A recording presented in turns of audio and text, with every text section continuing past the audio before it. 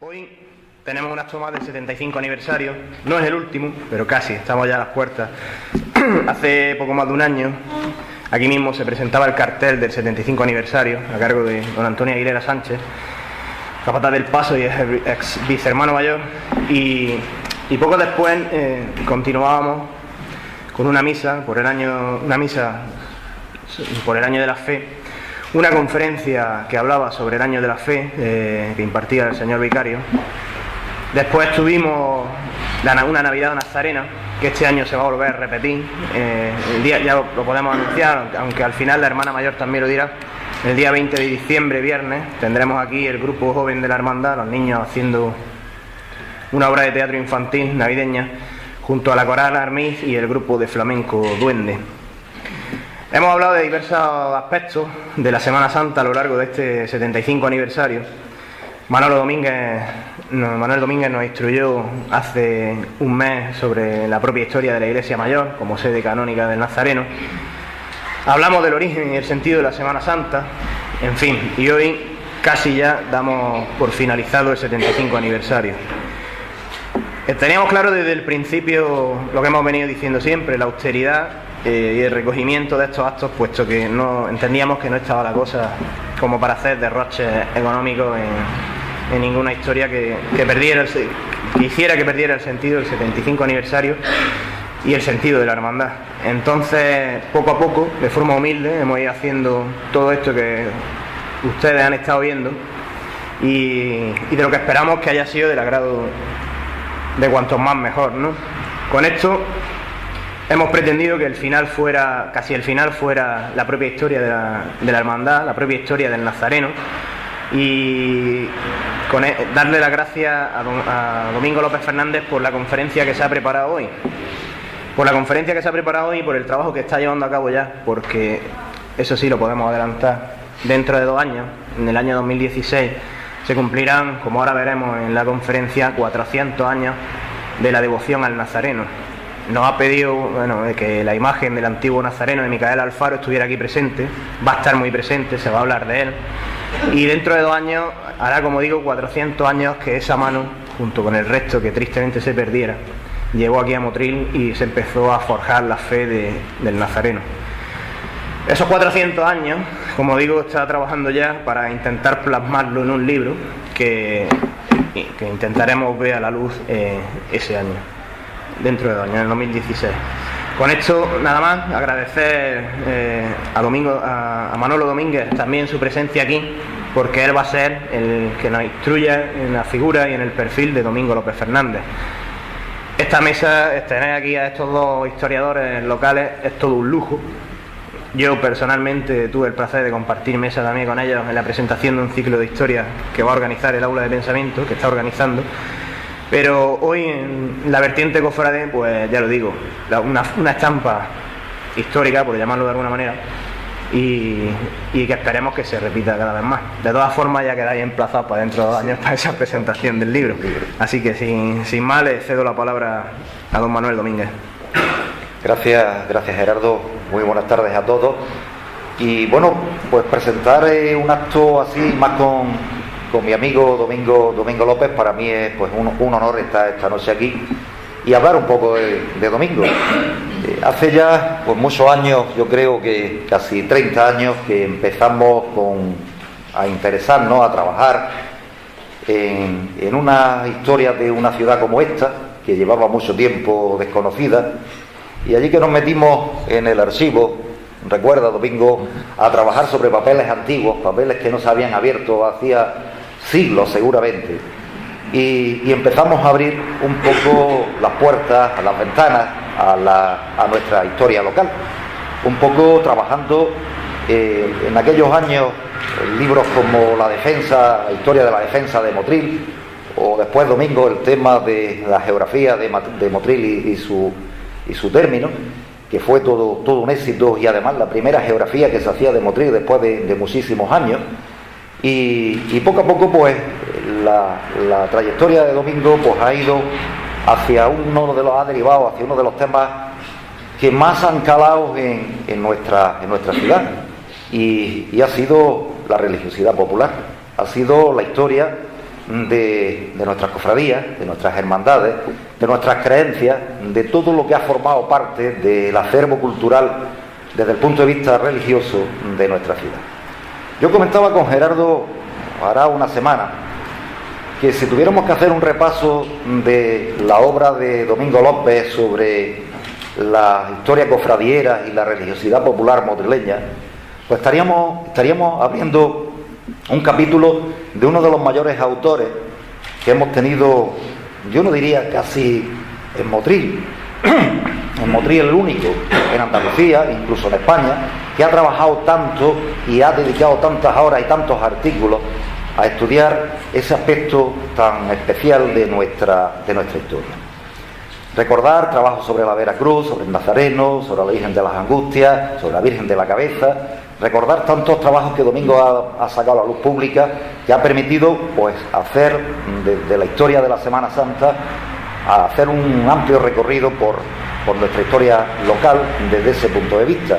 Yo diría que estamos ante uno de los personajes, de los historiadores andaluces más importantes en ese aspecto de la religiosidad popular. Creo que a veces las cosas no salen demasiado de Motril, pero sí que es verdad que estamos ante una figura que, si enumeráramos la cantidad de artículos en congresos, en publicaciones, en historias publicadas en revistas de nuestra ciudad, la última sobre la Virgen de la Cabeza este verano, es decir, que estamos hablando de un historiador que ha profundizado muchísimo en toda nuestra historia local desde ese punto de vista. Yo creo que Domingo se merecería un verdadero homenaje desde todos los que pensamos que hay que profundizar en nuestra historia, que hay que conocer bien nuestra historia, que hay que de alguna manera sacarla a la luz poco a poco, y Domingo ha hecho un trabajo, yo diría que de hormiguita en la sombra, pero que sí que es verdad que ha profundizado de una manera tremenda en nuestra historia. Bastaría enumerar artículos, bastaría comparar con otros autores, comparar con otras ciudades, y en proporción a ciudades tan cofradieras como Sevilla o como Granada, Motril tiene un corpus histórico dedicado a la historia de la Semana Santa, a la historia cofradiera y a la religiosidad popular inmenso. Y ese se debe fundamentalmente a Domingo López Fernández, que es el autor que esta noche tenemos aquí, y que para mí, como yo decía, es un verdadero placer, primero, tenerlo como amigo, y en segundo lugar, haber trabajado tantos años juntos en la historia de Motril, y en segundo lugar, oírlo en una conferencia como esta en la historia del Nazareno. Yo no quiero decir más nada, yo quiero pues que el protagonismo sea suyo, que el protagonismo de esta conferencia que todos esperábamos y siempre esperamos que Domingo nos ilustre sobre este tema tan interesante en nuestra historia, y dejarlo poner, y primero solicitarle a todos ustedes un fuerte aplauso, porque se lo merece por el gran trabajo que ha hecho.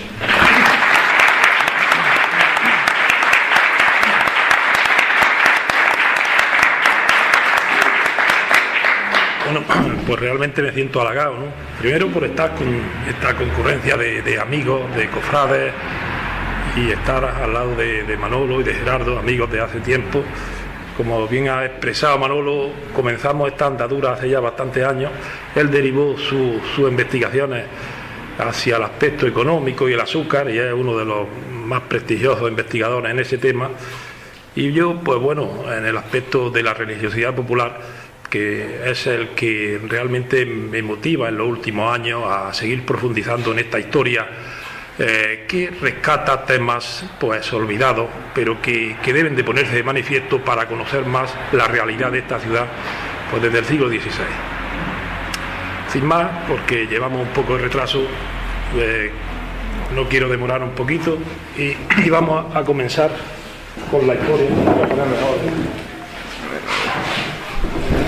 Como bien expone de la conferencia Motril y su Nazareno, una devoción de siglos, vamos a hablar de la aparición de esta devoción en Motril, que se remonta al siglo XVII. Es bastante antigua, y es verdad que partiendo de este año de 1616, en el que se concierta la primera imagen del Nazareno,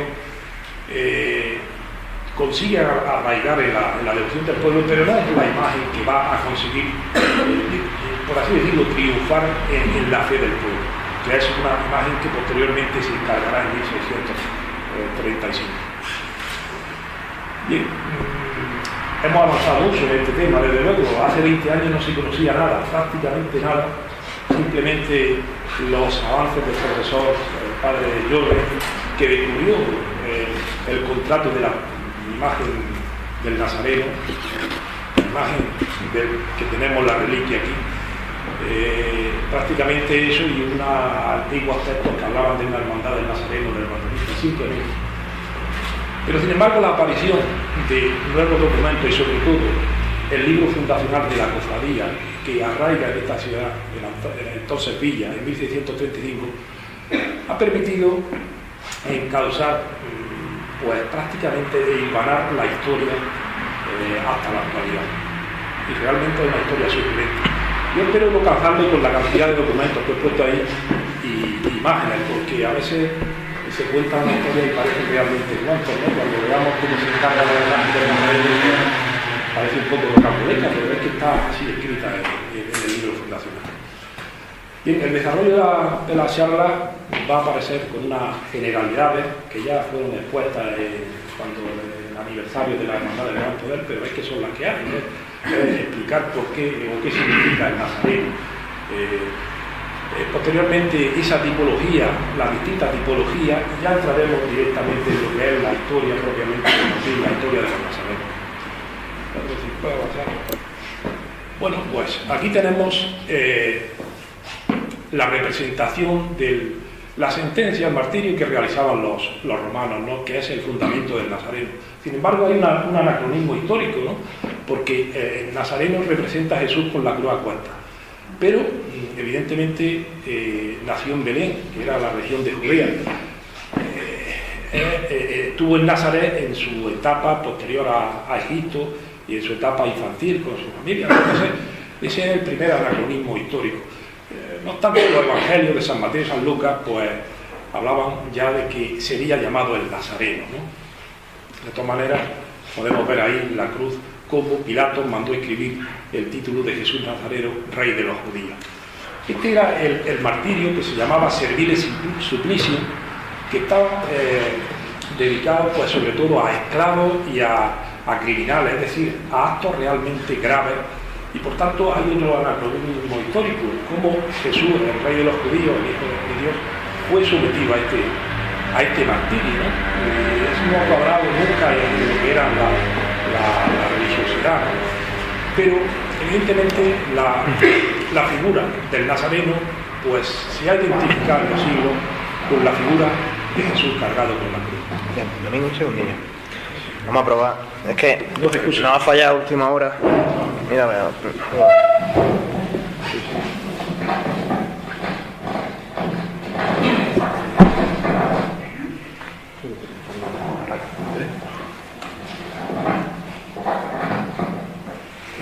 Y como podéis ver, el martirio significaba llevar el patíbulo, que era el brazo corto de la cruz, mientras que el stipes estaba ya colocado y lo que era insertado. Además era un sacrificio un poco cruento, puesto que era una muerte muy lenta e incluso a veces se le partían las piernas para procurar que no tuviera mucha agonía, ¿no? el rey. Si seguimos.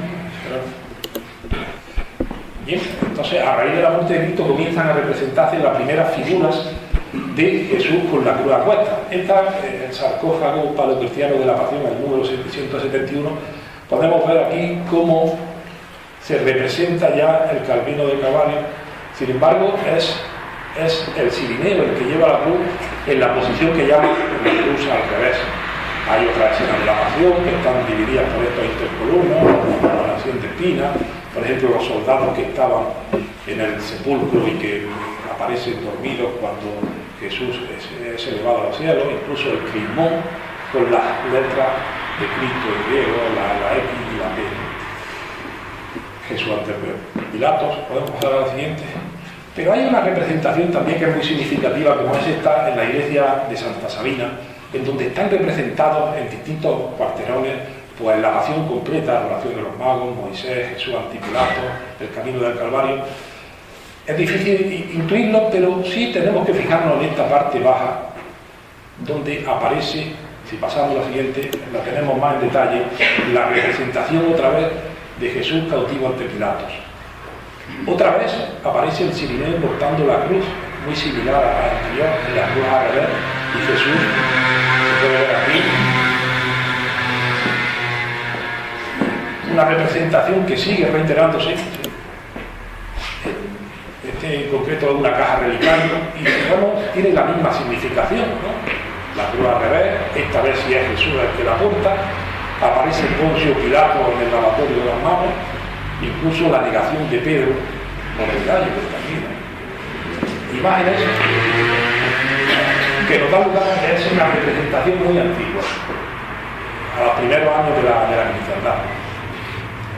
Esta iconografía de Jesús con la cruz puesta se ha ido reiterando a lo largo de los siglos con mayor distancia, pero sobre todo hay que identificarla donde a partir del siglo XVI, sobre todo en el siglo XVII, que es cuando surgen con relevancia las cofradías y hermandades con el título de Jesús Nazareno. Y el ejemplo más claro lo tenemos aquí, en la primera cofradía que con este título se da en la villa. Bien, en cuanto a la tipología de nazarenos, es muy variada. Esta primera, tenemos al nazareno atribuido a Francisco de Campos, del siglo XVII, que es la representación que hemos visto anterior en el sarcófago, es decir, la cruz al revés. Hay otra que es la más representada, que es la que, bueno, muestra a Jesús. Esta concretamente es la de nuestro Padre Jesús de la Pasión de Juan Martínez Montañés, en la que la cruz va agarrada sobre el patíbulo, sobre el hombro izquierdo, que es la que más se representa en toda la historia de la vocación nazarena. Y finalmente podemos ver pues otra tipología ya menos representada, como es Jesús en la caída. Aquí tenemos una imagen de Valladolid, incluso la imagen de Cristo casi aplastado por la cruz en una de sus caídas de Domingo Sánchez Mesa en Vélez Málaga. Las tres tipologías son muy reiteradas, pero nos vamos a centrar en la que a nosotros nos interesa. Y es a partir de aquí cuando comenzamos con la historia del Nazareno. El primer Nazareno que está documentado viene de la mano de esta cofradía, de esta hermandad, de la Santa Veracruz, que ya estaba vigente en 1577. Se sabe a través de una visita pastoral del arzobispo, porque los arzobispos en la visita de la diócesis tenían obligado examinar las distintas iglesias de la villa, pero sobre todo también examinar los libros de hermandad, lo que las hermandades tenían que pagar el estipendio, ¿no? Pues bueno, realmente el arzobispo en 1591 visita y ya nos hace constar de que su libro corre del año 77. En 1579 los mínimos de la Victoria fueron nombrados guardadores de esta hermandad, asistían a los hermanos, y bueno, era una hermandad de la llamada de disciplina, como todas las hermandades de Veracruz, que son las primeras que surgen en el ámbito pasionista. Concretamente, su titular era el Cristo de la Expiración. Tradicionalmente, o cuando yo empecé los estudios de todos los documentos que encontré, siempre se hablaba de titular un crucificado, que es la figura más representativa de las hermandades de la Veracruz. Pero hace unos años un investigador de Granada, Manuel Peregrina, pudo encontrar un contrato que hablaba que esta hermandad había encargado una imagen de un nazareno. Realmente nos pusimos en contacto porque tenía interés, porque nunca se habló de este nazareno, ni hemos podido ver una imagen de él. Y realmente, analizando los documentos posteriormente, sí quiera constatar que de la iglesia de los Hospitalicos, que es donde radicaba la hermandad, salía una procesión con distintos pasos de la pasión, entre ellos un nazareno. ¿Podemos pasar? Bien, ese nazareno se concertó con el artista Bernabé de Gaviria en 1616. El contrato es del 18 del 5 de 1616. Ahí lo pueden ver. Está convenido con Bernabé de Gaviria, escultor vecino de esta ciudad, en que porque se encarga de hacer un Cristo con la cruz apuesta de 7 palmos de alto, más la peana, bordado y grabado con la túnica morada, cuando ha general hecho y entregado en la vía de Madrid a costa del dicho Bernabé de Gaviria. Este nazareno fue encargado por el mayordomo Bernabé Rufo, el mayordomo de la hermandad de la Veracruz. Como ha quedado dicho, tenía 7 palmos de alto, que viene a ser una imagen de 1,77 m. Fue concertada en el precio de 75 ducados con la policromía, la túnica morada, grabada y dorada.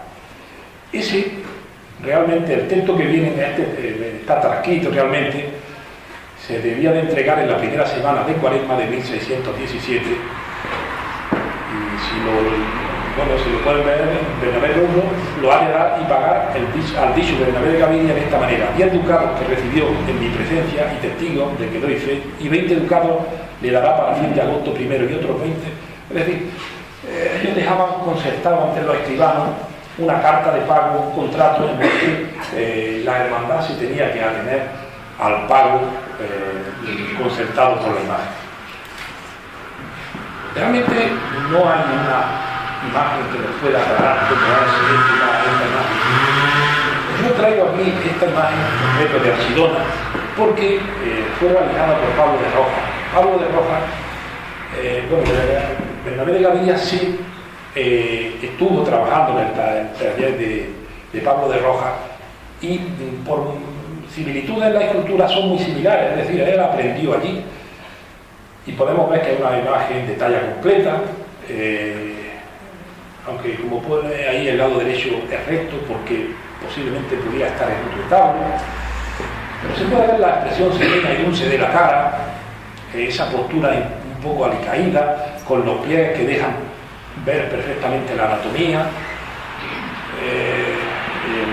la rica policromía y los estafados que la ilustran, claro, si pasamos.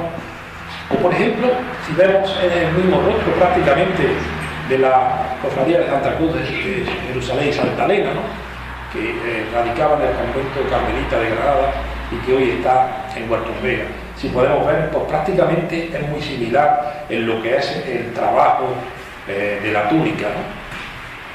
Pues bien, esas características son las que debió plasmar el artista Bernabé de Gaviria. Esta imagen, por ejemplo, que pueden ver, yo le encuentro mucha similitud a lo que hemos podido ver anteriormente. Es concretamente de la Santa Parentela, nombre que identifica lo que es la familia, es decir, la Virgen, San José, San Joaquín y Santa Ana con el niño. Y bueno, nos hablan del escultor. Bernabé de Gaviria nació en 1577 y murió en 1622, es decir, murió muy joven, con 44 años. Hasta 1603 su trabajo era mercader de madera, que suministraba ensambladoras y tal. Pero claro, el hecho de que fuera sobrino de la mujer de Pablo de Roja le hacen introducirse en el taller y dedicarse a la escultura, pues prácticamente 19 años, aunque siguió desarrollando su trabajo como vendedor de vino y tejido y arreglador de impuestos.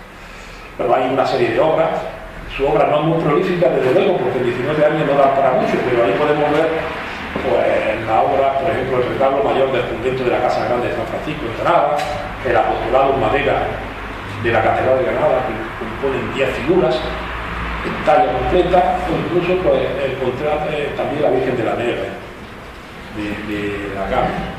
Bien,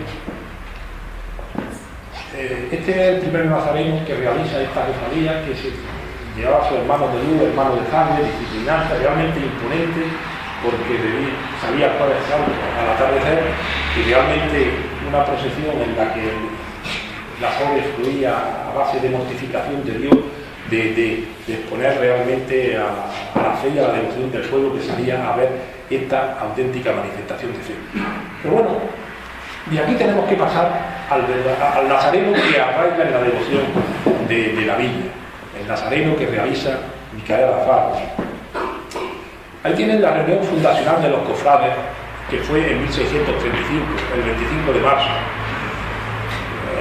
Comienza a todos los que la gente viene y oyere, estando en la iglesia mayor de esta villa de Motril, a 25 días y tal, reunió a todos los beneficiados de la villa. Entre ellos es importante destacar, por ejemplo, al licenciado Tomás Aquino y Mercado, porque fue nazareno y posteriormente hará una relación de lo que suponía la hermandad o la cofradía del Nazareno. También reunió a los ochantres, que eran los encargados de los coros, la música, que iban a acompañar a la procesión del Nazareno, porque con todo ello tenían que concertar también pues, los estipendios, y faltaba la parte completa, la parte cofrade, en donde el mayordomo de la hermandad, Marcos Pérez, compuesta también por Cristóbal Timoteo de Ojeda, que era el distribuidor, Cristóbal Pinto, un hombre importante que posteriormente vamos a conocer más con mayor detenimiento, Andrés Fernández Fregata, y Diego Sánchez, alcalde.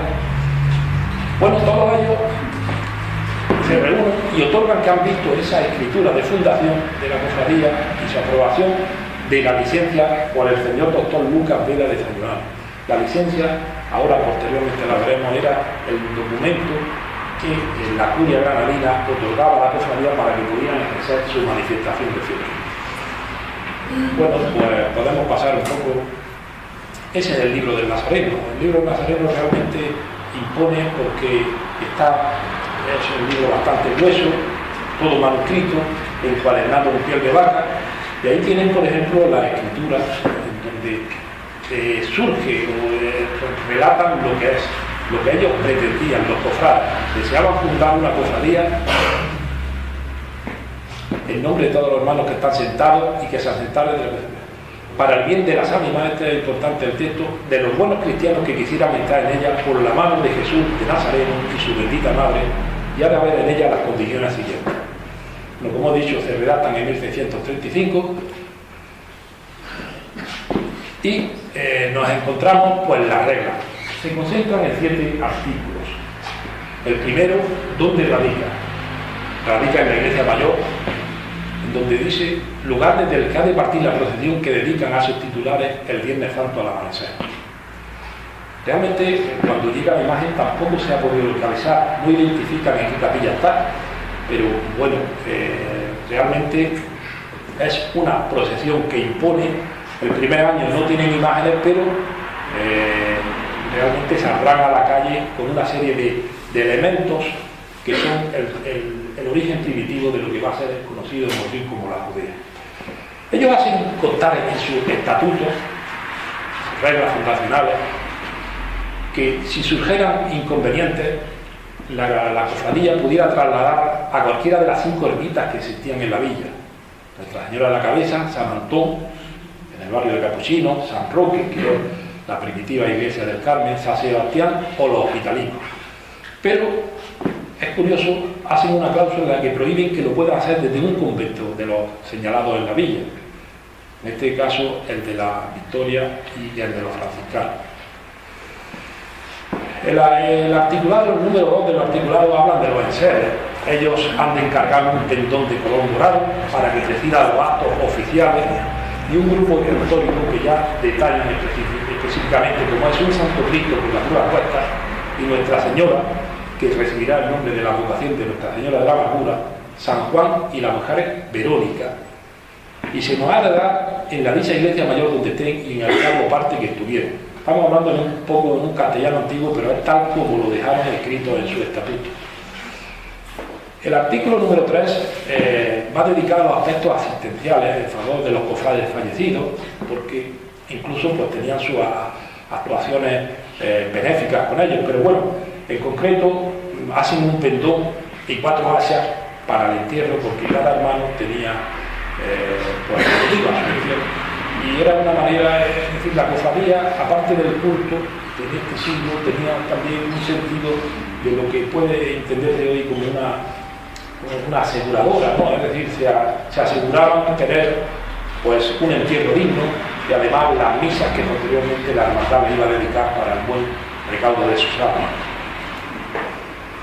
El artículo número 4 habla de cómo se iba a sostener la cofradía, es decir, pidiendo limosna todas las fiestas del año y en especial la cuaresma. Con el tiempo, los nazarenos lo hacían también, aparte de decidir por los ingenios y por los señores apoderados, también lo hacían en la puerta de la iglesia mayor, donde establecían una mesa con un tapete de color morado, ponían un platillo, ponían el libro de reglas y ahí y se iban asentando las limosnas que la gente, los fieles, los devotos, iban dejando, porque las limosnas que dejaban eran para sus titulares. Finalmente, en los aspectos 5 y 6, pues habla del estandarte que ha salido en las procesiones que hubieran tomando su puesto. Cada hermano tenía que tener una entrada de 6 reales y en adelante 2 reales para gastos de cera y luminaria. También habla de cómo se componía de los órganos rectores, como era el mayordomo y 5 oficiales, que eran destinados siempre por Pascua de Resurrección. Y finalmente el libro de asientos de hermanos, de la limosna y de los gastos que se ocasionaron. Pasamos ya al último. Bien, y finalmente, pues todos los hermanos que pertenecían a la cofradía se obligaban a salir la procesión del Viernes Santo con una túnica de color morado llano y un capirete redondo, cruz al hombro, y han de caminar descalzos, aunque por causa de enfermedad u otros motivos justificados podrían usar alpargatas o sandalias, pero en ningún caso zapatos. Así lo dejan reflejado en sus reglas. Y como símbolo de mortificación, una soga al cuerpo como cordón y otra al cuello, a semejanza a la que Cristo nuestro Señor llevó en su pasión como buenos cristianos para servir con él. Ya digo, es una transcripción literal de los asientos en el libro fundacional. Como digo ahí, la vida de los nazarenos quedó marcada por la penitencia en un intento de expiar el sentimiento de culpa en la muerte de Cristo. Las imágenes podían salir también procesiones generales, motivas, derogativas, y las cofradías pues siempre ocupaban, en este tipo, por ejemplo la del Corpus, en la de la Virgen de la Cabeza, siempre ocupaban un lugar en función de la antigüedad. Y esto dio lugar a que a lo largo de la historia se dieran numerosos pleitos entre ellas, porque había una rivalidad por estar siempre más cerca de la titular, de la sagrada, de la imagen de la Virgen de la Cabeza, o del Corpus, y eso dio lugar. Y quizás esto es lo que ha permitido que este libro se encuentre hoy en la Curia, porque en uno de esos casos la Curia ordenó que se llevara al arzobispado los documentos que probaran la antigüedad de la cofradía. Yo estoy seguro de que este fue uno de ellos que fueron para allá para justificar el año de fundación. Bueno, aquí tienen lo que es la licencia, el documento en el que la Curia autoriza a los nazarenos a salir en la procesión del Viernes Santo. Como pueden leer ahí, concretamente a 9 días de marzo de 1935, el doctor Lucas Vela de Sayolana, maestre de escuela de la Santa Iglesia, provisor y juez oficial y vicario, habiendo visto las reglas y constituciones de la hermandad y cofradía nuevamente fundada por los vecinos de la Villa de Motril, en ella contenido de la vocación de Jesús Nazareno y Nuestra Señora de la Amargura, pues ha de salir en procesión al Viernes Santo al amanecer de la dicha Iglesia Mayor a la de Nuestra Señora de la Cabeza, y de ella volver a la dicha Iglesia Mayor con la decencia y mortificación y penitencia que en ella se ha de declarar. Bueno, pues realmente fue aprobada y fue transcrita en el libro. Eran documentos que tenían, ellos solían depositarlo en un arca sobre 3 llaves que guardaban como documentos textuales, pero siempre hacían traslados, que es lo que se llama esto es un traslado. El que están viendo es el que aparece realizado por el escribano de la villa, trasladado al libro, que era el que posteriormente el arzobispo o los provisores que venían en visitas pastorales solían examinar para ver el estado de cuentas, porque como podemos ver, que me despegue un poquillo del alcohol. Pues podemos. Bueno, pues la primera salida procesional se realiza el 6 del 4 de 1635, y bueno, ya realizó con las limosnas que habían recaudado durante los días precedentes, pues pudieron hacer los cetros para los oficiales, los pendones de color dorado, guiones con águilas imperiales escritas, los blandones, entre otras beneficencias que daban. No había imágenes y posiblemente esto, pues se habla de una anda, posiblemente fue realizada con un Santo Cristo que le cedió la parroquia.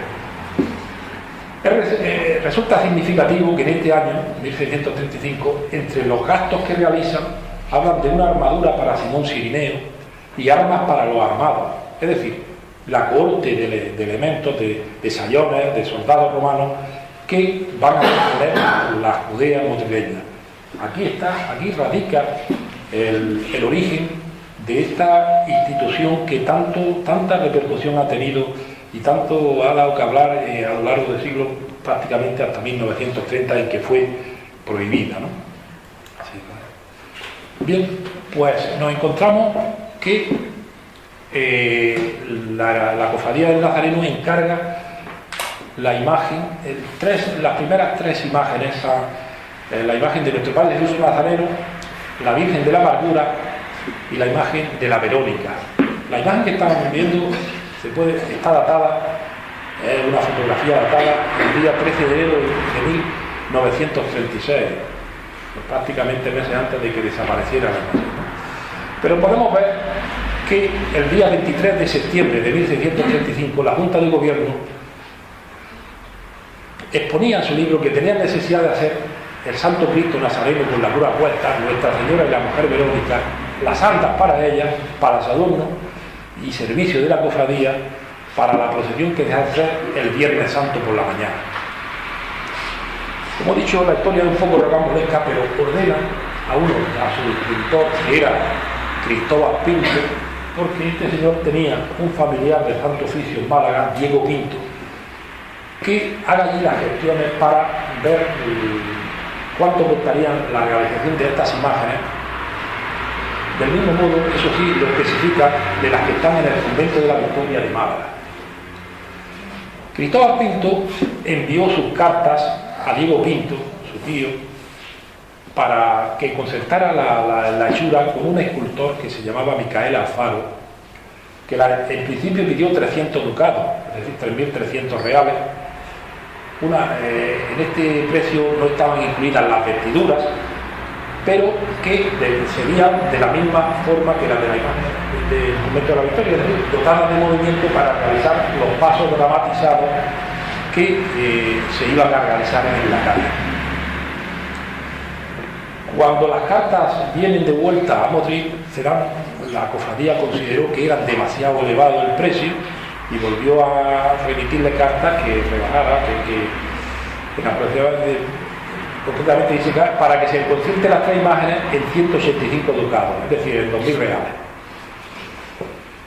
Bueno, pero al final lo que ocurre es que el escultor pues dijo que no las podía hacer por menos de 250 ducados y que esa era su última palabra, su último precio, en el que seguía sin incluir la vestidura y que si aceptaban le tenían que dar un adelanto.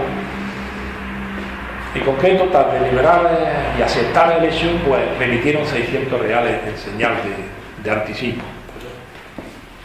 Aquí, por ejemplo, pues tiene la comunicación del escultor. Por eso digo que quizás a lo mejor pues cansarán un poco los documentos, pero está la transcripción y para que vean que realmente todo está escrito en el libro, ¿no? Es decir, en febrero de 1636 hay noticias del escultor, manda carta que ha acabado las imágenes y la cofradía acuerda al que había concertado Cristóbal Pinto darle 400 reales y comprar con ellos las vestiduras y los aditivos, los elementos que iban a acompañar a las imágenes. Incluso el hermano mayor prestó en su momento 800 reales para que se le diera también un adelanto al escultor y que iría retirando conforme se hubieran allegando las limosnas. Las imágenes son el mismo Cristóbal Pinto, que era armador, se ofreció a llevar su barco a Málaga para que con ella traerla, y se hicieron unos cajones de madera para embalarla para que no sufrieran ningún deterioro. Y bueno, lo único que pidió a cambio es que las costas de la gente, es decir, los pagos que le iba a hacer a la gente que llevaba los barcos, pues lo asumiera la cofradía como física, ¿sí? El texto realmente, la transcripción de ese texto, pues ya lo pueden ver, por cuanto tiene aviso de la ciudad de Málaga de que las insignias de Jesús Nazareno, Nuestra Señora y la Mujer Verónica están acabadas, que se vayan por ellas, acordaron que el dicho Marcos Pérez, mayordomo, le entregue al dicho Cristóbal Pinto, distribuidor, 400 reales, que hasta este día tiene la dicha cofradía llegado de limosna, para con ello ir a la ciudad de Málaga y comprar todo lo necesario que fuese menester para vestir los dichos tres incendios que así se han de traer. Bueno, y esta es la imagen original, una imagen en la que el mismo escultor estuvo presente en la compra de los elementos como la cabellera, la túnica y tal. Nos encontramos una imagen, pues que podemos decir a tamaño natural, con pelo también natural, una peluca. Es una imagen de vestir, con brazos articulados, porque con estas imágenes, en esos pasos también, uno de los últimos representaciones era que bendecía al pueblo con la mano. Bueno, la vemos en este momento vestida con una túnica realmente imponente, dorada, decorada con esos bordados realmente imponentes. Tenía pues un ceñidor y un círculo de hilo de oro que rodeaba su cuello. Si os dais cuenta y recordáis un poco las condiciones que habían puesto en uno de los articulados, pues prácticamente iban igual que va el Nazareno, con la soga dada al cuello, y un elemento imprescindible, por ejemplo, la corona de espinas que ajustaba a las sienes. No se aprecia realmente en la foto, parece que era dorada, de un metal dorado. Es el tipo iconográfico que hemos dicho, el más representado, con la cruz sobre el hombro izquierdo. Es una cruz de madera, de sección plana, con una serie de elementos que nos recuerdan un poco a la primitiva cruz del Nazareno cuando vino, con incrustaciones de marquetería, y bueno, pues va sujeta al patíbulo, mientras que el estipe, pues, aunque no lo puedan ver, pero aquí está sujetado con un regatón de hierro para evitar el movimiento que pudiera deteriorar la imagen. Es decir, hay tres elementos pasionistas fundamentales: la corona de espinas, la cruz y el dogal cuerda, que recuerda pues la condición terrena. Bueno, pues esto simplemente es pues una carta de recibo de las imágenes de pasión, es una transcripción. Concretamente, a 15 días del mes de marzo de 1636, recibí yo, Giuseppe Micael, escultor, vecino de esta ciudad de Málaga, de Marcos Pérez, de la Villa de Motril, y mayordomo de la Cofradía de Jesús Nazareno, por manos de Diego Pinto, que era el familiar que se encontraba en Málaga, 1.400 reales en esta manera. Los 600 reales de ellos el día que me obligué a hacer las insignias de Jesús Nazareno y su madre, y la Verónica, y los 800 reales, si os acordáis, la cantidad que presta Marcos Pérez, el día que se llevaron las dichas insignias, y por la verdad que lo recibí, lo firmo de mi nombre en la dicha ciudad, este dicho día, siendo testigos Cristóbal Pinto y la gente de su costa, la que iba en el barco, Diego Sánchez, Andrés de Villasán, vecino de la Villa de Madrid, y estando en esta ciudad. Lo firmaba el escultor. Si seguimos. Bueno, sobre el escultor hay que decir que era un escultor afamado de esta época, un escultor que tradicionalmente se ha pensado que era italiano, porque claro, ese nombre de Giuseppe Micael sonaba a un origen en Italia y se había considerado, pero el padre Jordi que hemos visto anteriormente, ya citado, consiguió encontrar la partida de nacimiento y era originario de Alcañiz, en Teruel. Concretamente nació en 1595 y muere en 1650 y fue bautizado con el nombre de Miguel José, aunque él, con ese aspecto italianizante, le cambia el orden y es Giuseppe Micael. Realmente era un hombre de profundas convicciones religiosas, era clérigo de menores órdenes, es decir, hay 7 órdenes, pues había recibido las menores, eran el hostiario, el lector, el exorcista o acólito. El hostiario, por ejemplo, era el encargado de abrir la iglesia, el lector era el encargado de leer la Sagrada Escritura, el exorcismo, el acólito, como digo, nació en Alcañiz y tiene realizadas pues, numerosas obras. Ahí tienen algunos ejemplos: la Virgen de la Angustia de la Villa de Colmenar en Málaga en 1630, Jesús atado a la columna de San Pedro Evangelista para la cofradía del mismo nombre del convento de la Trinidad, Jesús coronado junto a los sayones, o esta imagen que pueden ver aquí, porque se le ha dado ese sentido italiano que tenía su nombre, se le había dado también por la figura de ese curso, el pronunciado marianismo que tenían sus imágenes, ¿no? Pues bueno, esta imagen es la de Jesús, concretamente la del Cristo de la Salud de Málaga, que es el patrón de Málaga. Pasamos. Bueno, aquí he querido mostraros, por ejemplo, la conclusión de la imagen de San Juan. Este es el traslado también de la carta de pago en la villa de Motril a 29 días de diciembre de 1636, estando juntos Marcos Pérez, mayordomo de la cofradía de Jesús Nazareno, Cristóbal Pinto, Cristóbal Timoteo de Rea, el instructor Edilo Sánchez Alcalde y Andrés de Vidula Pedro, todos juntos dijeron que por cuanto el dicho Cristóbal, oficial de la ciudad, va a la ciudad de Málaga, es necesario hacer una chura de San Juan para el servicio de la dicha cofradía, se le da orden para que lo mande a hacer en la dicha ciudad de Málaga en la cantidad que viene que se pueda hacer. Se la encargan al escultor Alfaro, y entre las estipulaciones se habla de que debe estar terminada para la segunda semana de Cuaresma. El precio son 450 reales, y como las mismas condiciones de las tres primeras, pues debe darlas con su anda encarnado, es decir, el color de carne de las partes visibles, porque la imagen era de candelero y sin vestidura. Bueno, cuando analizamos las primeras imágenes vimos que había uno de los beneficiados de la Iglesia Mayor, era Tomás Aquino Mercado.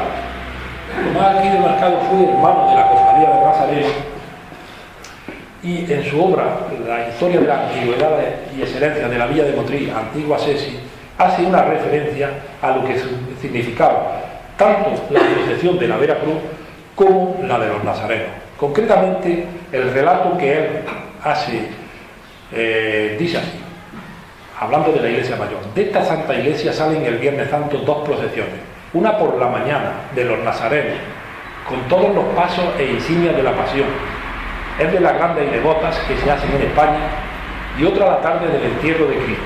Se hallan en ellas grandes concursos de lugares y villas y ciudades que vienen a verla y vuelven muy edificados a sus casas. Este aspecto es muy interesante porque da lugar a que la villa de Motril en aquel entonces llegó a adquirir un gran renombre en lo que podían ser las manifestaciones de fe en la calle ligadas a la pasión, y hacía que numerosas poblaciones vecinas vinieran a ver los afamados pasos de pasión que realizaba la cofradía. Bueno, y aquí esto es una reconstrucción ideal. Este es el plano de Malo a mediados del siglo XIX, pero es interesante porque la cofradía hace, concretamente en una de sus condiciones, habla de qué itinerario ha de seguir en la villa, y dice: siguiendo por las calles por donde va el Santísimo Sacramento el día del Corpus, y salir a la placeta de la Puerta de Castildeferro y a Nuestra Señora de la Cabeza, y volver consecutivamente a esa iglesia mayor de donde salió, donde se dará fin a la de esa procesión. No es más concreta, es decir, a la Plaza de los Jardinillos, de ahí a la Virgen de la Cabeza. En las investigaciones llevadas resulta complejo hacer un itinerario, ¿no? Por lo menos aventurar, pero sí en los libros de actas capitulares del Ayuntamiento, concretamente en uno de 1551, da las claves para decir por dónde transcurrió, porque se habla que la procesión del Corpus, esto concretamente era un acuerdo, el Ayuntamiento decía que ninguna persona echara basura, estiércol e inmundicia en las calles Rambla del Majón, Curucho, Puerta de la Villa, Plaza Principal, Placeta de Castildeferro, por donde pasa la procesión del Corpus, su pena de 200 maravedíes. Con esta sucesión de calles, evidentemente la cofradía debió de salir de la Iglesia Mayor y pasar a la Rambla del Marjón, de aquí a la Rambla del Corucho, y posteriormente bajar hasta la placeta de Castildeferro. La única innovación que yo hago es que ya por aquel entonces ya estaba la calle Carrera, y posiblemente atravesaron la calle, que es donde se concentraban pues los gremios con sus tiendas, zapateros, cordoleros, vinoteros, y de ahí ir a dar manifestación de fe a la ermita de Nuestra Señora de la Cabeza, como una ofrenda a la Madre, y posteriormente volver a la Iglesia Mayor, donde posteriormente se cerraría. Es una reconstrucción ideal, sujeta a posibles cambios, porque últimamente estoy investigando, hay por ahí un impreso del siglo XVII que habla de la procesión del Corpus, y si es posible que se encuentre, pues nos aclarará a lo mejor el itinerario y podremos ser más concretos. Pero con todas las prevenciones, este era, realmente podemos ver que era el plano, la ciudad antigua, la ciudad primitiva, era el casco antiguo era este, y prácticamente rodeaba ese casco antiguo. Bueno, un aspecto importante o un hito importante es, por ejemplo, la epidemia de peste de 1679, una de las epidemias más graves que ha sufrido la ciudad, concretamente en los meses de abril y agosto, pues asoló la ciudad. Es el azote más trágico, más documentado. De hecho, hay una obra de Niño de Guevara donde relata prácticamente por todas las atribulaciones del pueblo. Y bueno, pues frente a las adversidades, frente a las calamidades, pues la villa, entonces ya ciudad, pues siempre se alza triunfante y recurre a sus imágenes sagradas, a la Virgen de la Cabeza y a Nuestra Señora, nuestro Padre Jesús Nazareno. Hay aquí un relato que transcribe Niño de Guevara, concretamente, muy significativo para saber esa piedad y esa devoción popular hacia la imagen del Nazareno. Concretamente, se transcribe que sale en procesión la imagen, dice: la divina hechura del natural y perfectamente hermosa estatura y de muchas ricas túnicas con que la devoción le ha servido, se adornó este día con un demorado carmesí terciopelo, bordada la orla de plumas de oro. Este aspecto es importante porque si veréis la orla, veréis que es la que aparece en la fotografía que hemos expuesto anteriormente. Y del mismo hilado metal, cordones al cuello y cintura, y corona de espinas de plata de martillo. Una muchedumbre con artosa precedía el cortejo ceñido de las órdenes religiosas y la representación eclesiástica con el prete y el cabildo secular a su cabeza. Luego, el pueblo llano, que en palabras de la época constituía el más devoto concurso que se ha visto. Como es arraigada la costumbre, la procesión se encaminó hacia el Cerro de la Virgen de la Cabeza, donde se celebró el santo sacrificio de la misa, y a la tarde se verificó el regreso, donde fue más esforzado el concurso, y en la misma forma volvió el amabilísimo Jesús a su casa, donde quedó colocado en su decente y continuo tabernáculo. La crónica pues refiere que subió la moderada Virginia del Cerro Nazareno no al Monte Calvario, sino al vidífico y suntuoso templo de su celestial Madre y Madre Nuestra Señora de la Cabeza. Es un relato muy significativo de esta devoción del pueblo que recurre a su Nazareno para terminar el mensaje.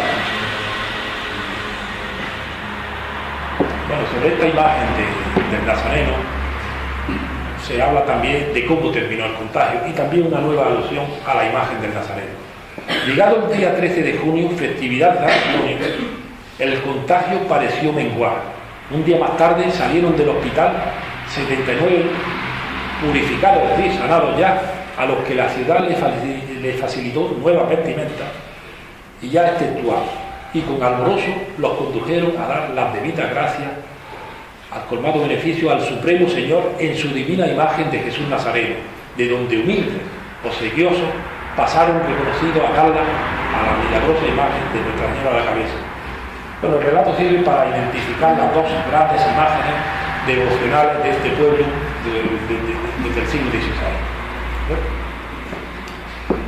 Hemos hablado anteriormente del primitivo Nazareno de 1616, de la imagen de Micaela Alfaro y Serrano. Hay que decir que había otra en el convento de las Madres Agustinas Recoletas Nazarenas, una imagen imponente.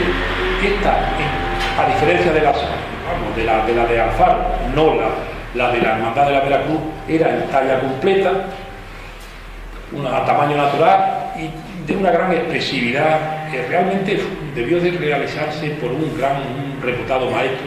Es de imagen desconocida, es de autor desconocido, pero se puede ver el naturalismo en ese rostro imponente, clemente, y sobre todo en esa compostura de las manos que sujeta la cruz, el instrumento de su martirio con verdadero sentimiento.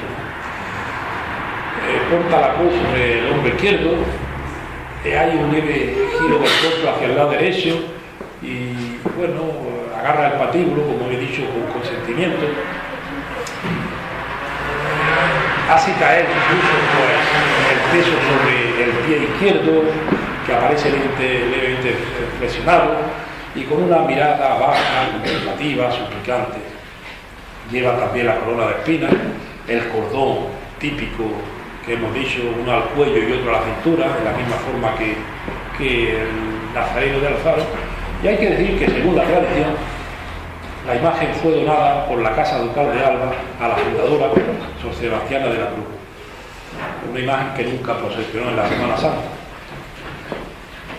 Bueno, y ahí evidentemente hay otra imagen del Nazareno sobre la que hay un halo de misterio, no se sabe, un bajo relieve, de un metro de altura, son desconocidos, hay por ahí una leyenda que habla que sus orígenes se remontan a 1507, son desconocidos, pero es importante y sobre todo hay ahí una leyenda que habla de Alonso de Funes, una historia de amores entre moriscos y cristianos, pero yo sí definiría un aspecto esencial de este relieve, y es que la cruz va al hombro, pero sobre el hombro derecho, ¿no? A diferencia de las tradicionales imágenes que hemos visto anteriormente. Motril, por los datos que hemos podido analizar, fue un centro avanzado de lo que es la devoción popular hacia las imágenes de pasión. Y esto con toda seguridad dio lugar a que en el resto de pueblos de la comarca comenzaron a florecer en el siglo XVII imágenes de pasión con la vocación de Jesús Nazareno. Aquí podemos ver unas imágenes, todas ellas son desaparecidas. Esta concreta es la de Guajarfarahuí, la otra es la de Borrisa. Hemos hablado de las imágenes de candelero, porque son de candelero, de imágenes de vestir, pero es decir, que tallaban solo lo que era la cabeza, las manos y los pies, pero la labor del escultor también era importante en lo que es el armazón del candelero, ¿no? Por ejemplo, la imagen de Borrisa, ese candelero habla de un Cristo sufrido, dolido, que va casi con el peso de la cruz, que lo tiene realmente atribulado, ¿no? Y sobre todo, si os fijáis, pues todas llevan el mismo significado, que con los cordones al hombro, a la cintura, túnica con grandes detalles de bordados, dorados. Si pasamos a la siguiente, por ejemplo, esta es la imagen del Nazareno de Salobreña, o esta, la de Almuñeca, sobre la que hay una leyenda que habla que sus orígenes se remontan a 1616, yo creo que es posterior, pero bien, son todas, si podemos ver, todas similares al Nazareno, es decir, con pelo natural, con túnica realmente imponente, y todas con la imagen o con la cruz sobre el hombro izquierdo, en distintas cruces, todas las que hemos visto terminan en borla, pero es lo que da lugar a que la imagen o los pasos de pasión que se van a concretar en la villa de Motril arraigan devoción y hacen lugar que surjan imágenes devocionales en el resto de la comarca. Bueno, la cofradía del Nazareno, a raíz de esta epidemia de peste, juntamente con la de la Veracruz, que hay muy malpresa por la gran mortandad que hay, muchos hermanos pues mueren y prácticamente desaparecen, pero hacia 1720 se redactan unas nuevas reglas, un documento que se encuentra en la Curia de Granada, y se hacen por extravío de la antigua. Como es lógico, se sigue sirviendo en la iglesia mayor. A diferencia de la anterior cofradía, esta es una hermandad cerrada formada por 24 hermanos. Hay un hermano mayor que se elige por un año y poder repetir hasta 6 años. Es un sorteo que se hace y bueno, está impedido para que renuncie, no puede renunciar. Y también sorteará los mayordomos para que lleven las bordas del estandarte que va en la manifestación. El hermano mayor montará los cargos para recoger las limosnas en tiempo de cuaresma. Prácticamente siguen pues las reglas que tenían los primitivos, ¿no? Repartidos por semana. y se sortearán, este es un elemento innovador, se sortearán los hermanos, los incensarios y pases de la procesión del Viernes Santo.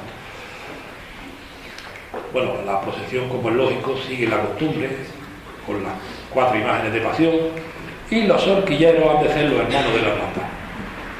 Se le dedica el culto en su capilla y habrá un secretario que es el que traslada por los acuerdos a lo que debió existir en sus libros de asiento. Estas son las reglas que hemos analizado anteriormente. Concretamente, en este año, Clemente Sánchez de Bustamante que era regidor perpetuo, era el hermano mayor, y estas reglas se ratifican el 19 de mayo de 1746 y son aprobadas por el fiscal general del arzobispado el día 6 de junio de 1746.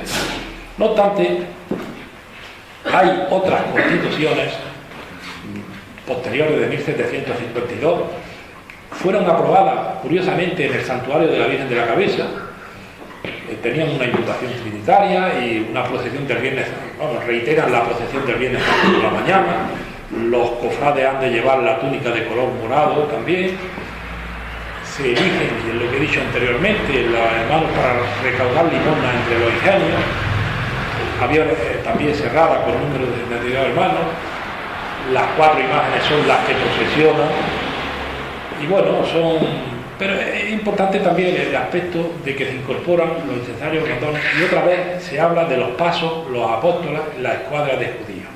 Es decir, es la reminiscencia que incorpora la cofradía en 1635, se traslada y sigue reiterándose en el siglo XVIII. Bueno, como era lógico también, pues tienen sus aspectos benéficos y asistenciales con los hermanos difuntos. Y bueno, estas reglas fueron aprobadas canónicamente el 13 de marzo de 1752. Bueno, hay un aspecto también importante en la historia de la cofradía, que en 1761 se inician la obra en la iglesia mayor para prolongar el brazo izquierdo del crucero. Ya se había construido, concretamente en 1729 se había pedido la licencia para la capilla de la Virgen de los Dolores, y bueno, la hermandad aprovecha el momento para intentar construirle una capilla a su titular en la prolongación del brazo del crucero. Entonces la Junta de Gobierno, este documento concretamente está en el Ayuntamiento, es un memorial que presenta a don Celedón de Enciso, regidor perpetuo y hermano mayor de la hermandad, para exponerle que desean construir una capilla al Nazareno y que para financiar la obra solicitan la celebración de 4 corridas de toros.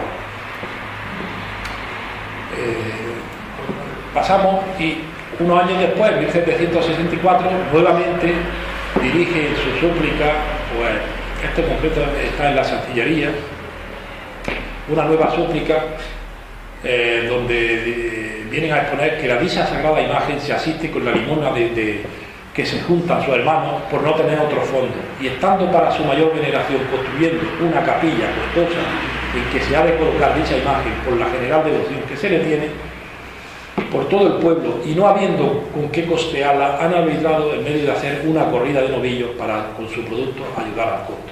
Es decir, nuevamente recurren a un acto en el que recoger limosnas del pueblo que puedan costear la capilla. Y pasamos. Aquí tenemos la capilla, este es el plano de la iglesia mayor, tenemos la capilla de los Dolores y la prolongación del brazo izquierdo, pues es el que la hermandad o la cofradía de Nazareno decide construir la capilla de Jesús Nazareno. Si pasamos, este es el detalle. Entonces, para concretar un poco la simetría, darle del brazo del crucero, he puesto al lado la única imagen que consta de lo que fue la capilla de la Virgen de los Dolores. Si podemos ver esta reja, tras esta reja podemos intuir las columnas salomónicas y aquí el lienzo de la Virgen de los Dolores. Pues bien, la hermandad del Nazareno, la cofradía del Nazareno, decide construir el retablo para darle esa concreción similar a la de la capilla de los Dolores, pues muy similar. es un retablo en madera con las columnas salomónicas y en su centro, en vez de un lienzo, la imagen del Nazareno. La reja, por ejemplo, evidentemente esta capilla que fue costeada por el cardenal de Luga tenía todos los recursos que pudo disponer y el Nazareno era más modesto, y esta capilla que parece de reja pero era realmente de madera. Realmente con ello se llevó a la imagen del Nazareno a una capilla digna en la que poder recibir su culto y dedicar sus cultos a la cofradía. Con esto llegamos al siglo XIX, donde es importante el tema de esos pasos dramatizados de la madera. Bueno, realmente empezaba el Domingo de Ramos con un nazareno que era Juan Pasón, que salía avanzando, que ya estaba la Semana Santa, pero los actos más importantes se daban el Jueves Santo, donde en los hospitalicos se celebraba el paso del prendimiento, donde aparecía la imagen de Jesús y rodeado de personajes, y donde la judía se apareció e intentaba prender a Jesús, mientras que desde un balcón pues se explicaban los hechos que estaban aconteciendo, ¿no? La judía la componían por una comparsa de 30 soldados con su rey. Concretamente el rey hablaba de que era un personaje que era el mayoral de la diligencia, un personaje que tenía realmente un porte al andar, y hablaba Paco Pérez de que el rey de la Judea durante la Semana Santa se creía con una autoridad que llegó a tener incluso conflictos con el propio alcalde de la ciudad, porque el rey era que la mandaba y tenía sus guardias puestas en la puerta de sus robados durante todo el día, dos romanos allí. Bueno, de eso lo habla Paco Pérez, ¿no? Y llegó a tener conflictos con la autoridad. Y bueno, había sus capitanes, le llamaban los capitanes del medio, que con la espada iban dando ilusiones. Y bueno, aquí está importante, estos pasos salían del hospitalico, el Cristo de la Aspiración, que lo hemos podido ver, el crucificado que hemos visto al principio, la oración en el huerto, Jesús Nazareno, Jesús preso, que era el que realizaba el prendimiento, Jesús amarrado a la columna, San Juan y la Virgen. Y al llegar al cerro se representaba el paso de Abraham. Si pasamos al viernes, que es lo que nos interesa, porque va a ligar Nazareno, aquí tenemos la Judea en momentos previos a realizar el paso. Esta es la imagen del Nazareno. Aquí vemos al capitán del medio y los soldados de la Judea. Pues es importante, por ejemplo, la gente, cómo se subía a la iglesia porque ahora podréis ver el ambiente generalizado de devoción y de fervor que había en la plaza, ¿no? En otra imagen más imponente. Bueno, el Viernes Santo era importante, ¿no? Se realizaba tras los oficios del día el paso de Simón Cirineo, que era un personaje que ahora tenemos, con una careta que se paseaba para realizar el prendimiento, y una vez que era prendido por la Judea, era atado al paso de Cristo del Nazareno como para ayudarle a cortar la cruz. Durante este momento, en un púlpito, un sacerdote narraba todos los acontecimientos y se entonaba lo que se llamaba la sentencia de Poncio Pilato, es decir, la sentencia que condenaba a Jesús a morir en la cruz. Y posteriormente salía el sermón del ángel, en el que se revelaba que Jesús era el Hijo de Dios y que se había dispuesto a que muriera. Bueno, aparecían las imágenes por las distintas calles, por la Puerta Granada, por la parte más abajo del Teatro Calderón, y bueno, era un paso dramatizado en el que hablan las crónicas que durante la representación muchas personas devotas se golpeaban la cara en señal de penitencia y lloraban de lo que realmente estaban viviendo. San Juan, por ejemplo, la imagen que realizó Alfaro, llevaba un pañuelo en la mano y la llevaban corriendo para indicarle a la Virgen por dónde estaba el Nazareno, para llevar posteriormente a la Virgen, que la acercaba y abría sus brazos para hacer como que abrazaba a su hijo. Y finalmente también la imagen de la Verónica, que también la acercaba y posteriormente le enseñaba al pueblo cómo había quedado el rostro impreso en el paño de preso. Bueno, Bueno, sí. Y bueno, esto es simplemente imágenes para que veamos cómo eran muy representadas. El Portín no era nada ajeno a lo que ocurría en otras poblaciones. Aquí tenemos la de Sevilla, por ejemplo, con la representación de los hermanos que son similares a los madrileños, es decir, con esos penachos que hemos podido ver y que ahora lo veremos con mayor detalle, porque esta es la representación del paso de Simón Cirineo, que aquí está. Este es el capitán del medio de la Judea, un tipo rudo que con la espada ordenaba al resto de soldados por las evoluciones. Además, durante tiempo antes de la Semana Santa ellos ensayaban golpeando sus picas con los incluso pues se hablaban las crónicas de que salían chispas de los regatones de hierro al golpearlas en los adoquines de las calles. Una imagen realmente histórica, muy importante, que nos ayuda a comprender lo que realmente se representaba en la plaza. Y este es el aspecto importante de la Judea. Aquí podemos ver la iglesia mayor, esta es la capilla de los Dolores. Aquí tenemos al Nazareno y la inmensidad de gente que rodea la imagen. Y aquí tenemos a la imagen de la Virgen junto a San Juan, que eran posteriormente acercadas para realizar esos pasos que hemos dicho. Una imagen realmente bonita de lo que nos habla de la representación y pasamos, ¿no? Este es el sermón de Pilato que hablamos, que algún día incluso pues, la cofradía tendría que recuperar, porque era propio de la procesión del Nazareno. Esto se cantaba como una cantinera donde decía yo, Poncio Pilatos, presidente, es decir, tenían antes. Normalmente quien relataba este sermón era Olmedo, el padre del sacristán. Estamos hablando de los libros. Y bueno, pues ahí se hablaba como sentencia y pronuncio que condeno a muerte a Jesús Nazareno, hombre sedicioso, embustero.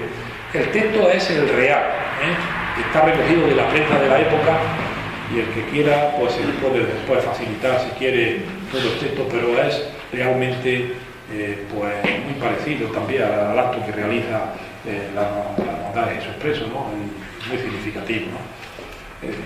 Y este es el sermón de Ángel, es decir, donde un ángel aparecía y se hacía que había sido condenado, cargado con la cruz hasta el monte Calvario, donde ha de morir por el linaje humano, por haber tomado sobre sí la culpa del primer hombre y quede libre de pecado. Y así muera mi querido hijo, y el hombre quede glorificado, pues el que así lo hizo, que así lo pague. Muy interesante realmente y habría que ver. Bueno, llegamos a la guerra civil. No hemos citado que los terremotos de 1804 y 1884, 85, pues dio lugar a que volviera a salir nuevamente la devoción al Nazareno, pero llegada a la guerra civil, este es el estado en que queda la iglesia mayor y la imagen devocional del pueblo, la imagen del que ha sido considerado como copatrono de la ciudad, pues desaparece. Y pasamos, estos son los restos que quedan. Aquí tenemos la reliquia de su mano y los restos de un pie que no se sabe todavía dónde se encuentran. Reliquias realmente imponentes que hablan de la barbarie que ocurre, porque esto es lo que aparece. Es decir, los restos de las imágenes fueron acumulados en el matadero. Aquí aparecen muchas decapitadas, restos de la barbarie que dieron lugar a que desaparecieran, no imágenes religiosas, no, eran imágenes religiosas, pero del patrimonio artístico de una ciudad que siempre pues, estará pensando que realmente sufrió una pérdida material y artística de enorme valor.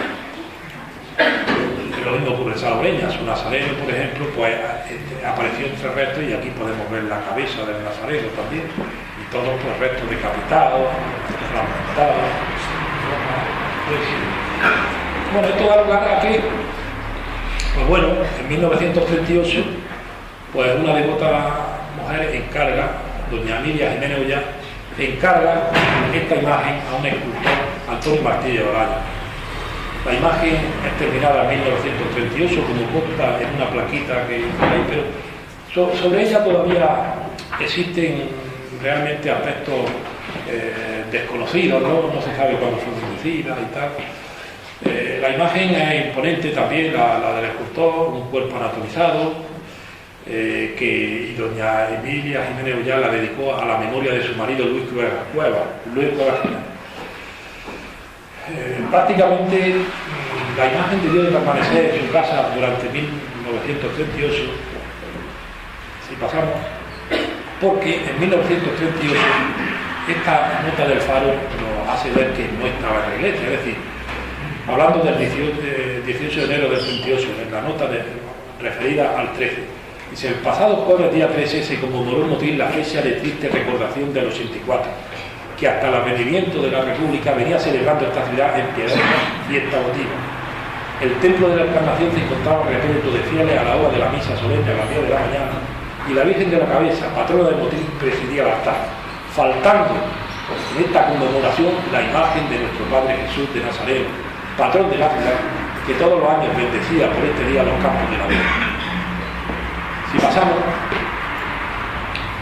en 1939 todavía sigue sin existir.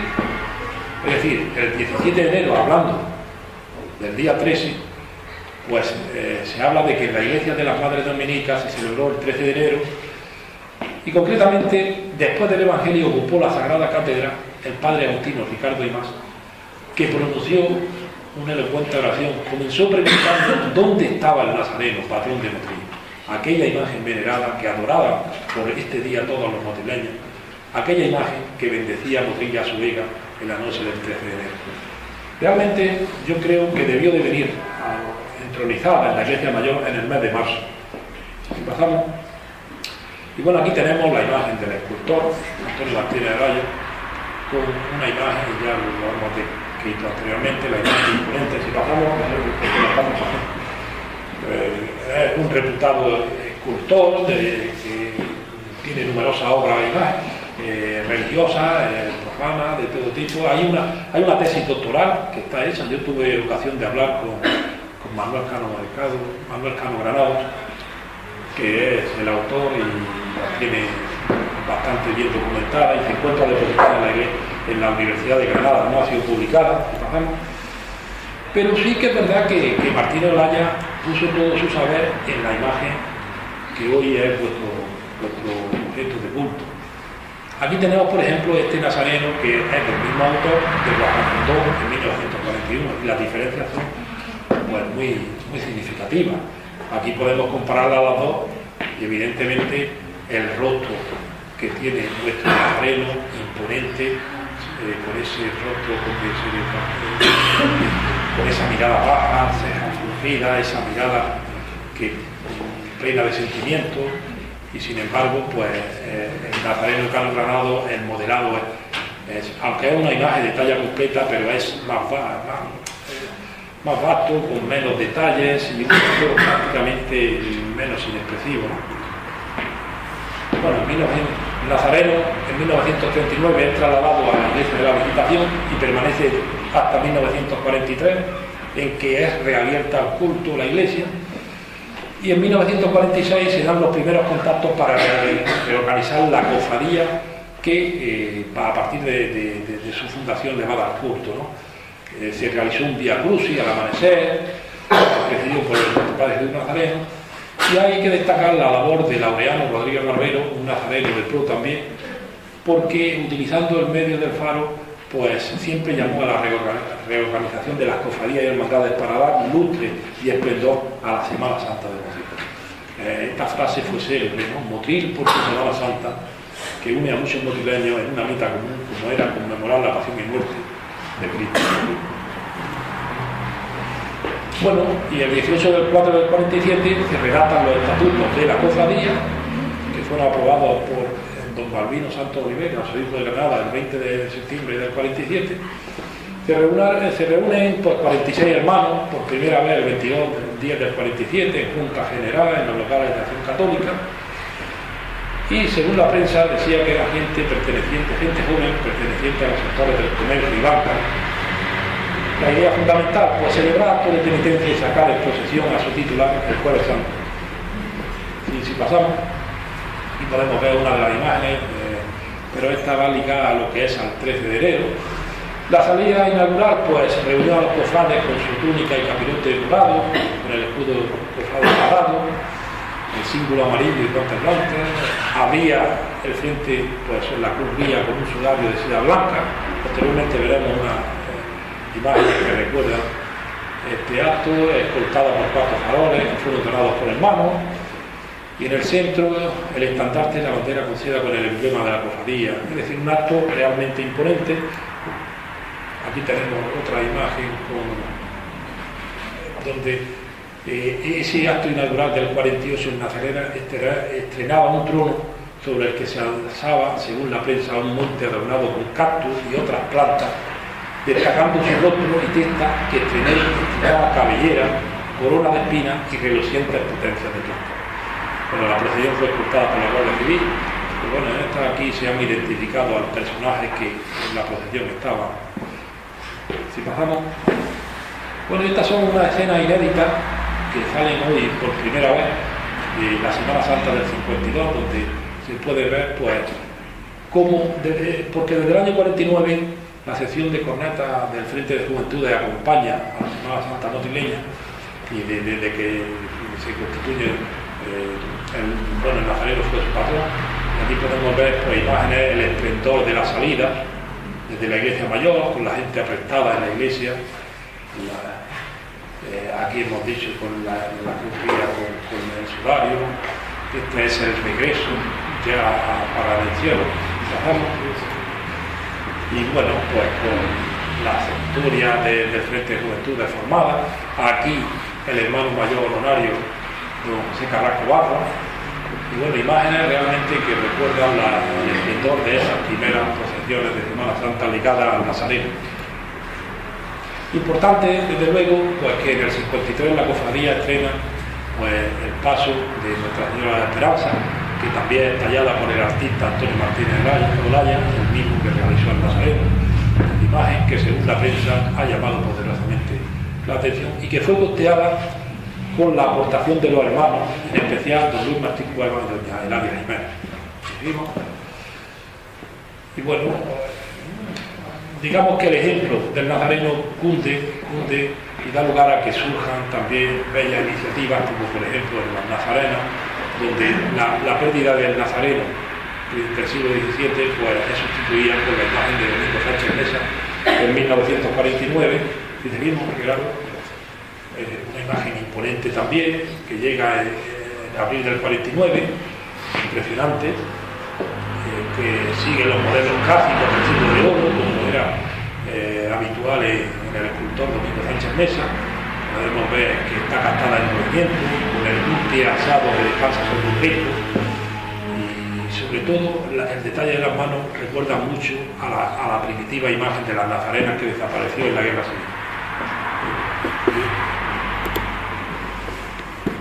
Bueno, hay otra imagen también imponente, esta de Antonio Valverde, que, bueno, surge con una serie de hermanos que fundan la Hermandad de Jesús de la Pasión, y que, fundada en 1985, también realizada en una de sus caídas. Antonio Valverde se destaca sobre todo por ese profundo detalle anatómico que realiza de estas imágenes. Y ese ejemplo que hemos dicho sigue extendiéndose por nuestra ciudad y nuestra aledaña, ¿no? Aquí tenemos esta imagen de un nazareno para Torrenueva que realiza un motrileño, Tomás Martos Molina, en el 2001, o este, que es de Calahonda, también de Antonio Valverde en el año 2000,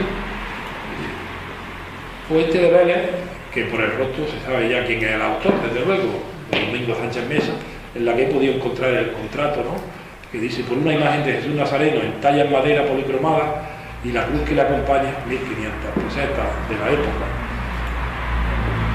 Aquí tenemos también la de Martínez Olaya de Guaja Fondó en el 41, o esta de Guaja de Antonio Carlos Correa, que corresponde por las primeras imágenes, porque él es un escultor que se dedicó a la imaginería religiosa y la abandona pronto para dedicarse a otra mapa cuartista. Si seguimos, pues esta de Morvisa, ¿no?, donde he podido localizar el contrato de Navas Parejo, donde una serie de personas ligadas a la cofradía del Santo, de la cofradía del Corpus de allí, pues encontraron la cabeza del antiguo nazareno y se la entregan para que le hagan su armazón, ¿no?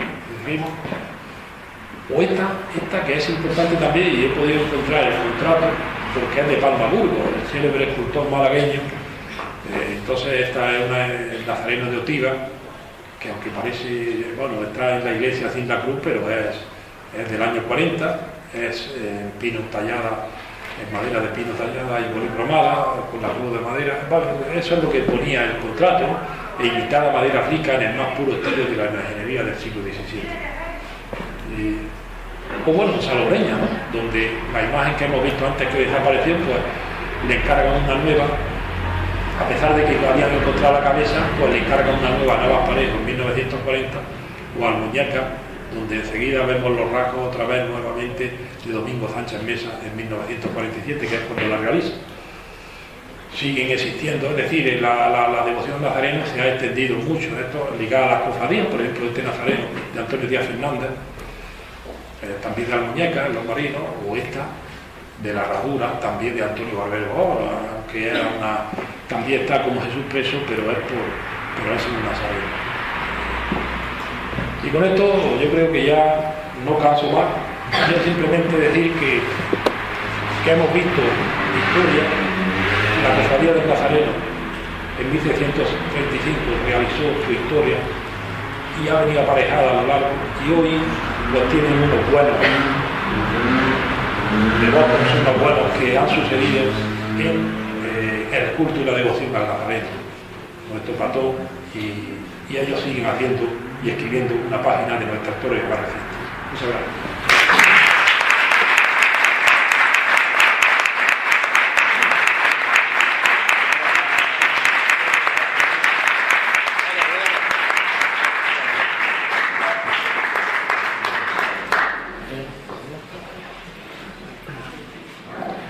Bueno, la hermana mayor le va a hacer entrega a Domingo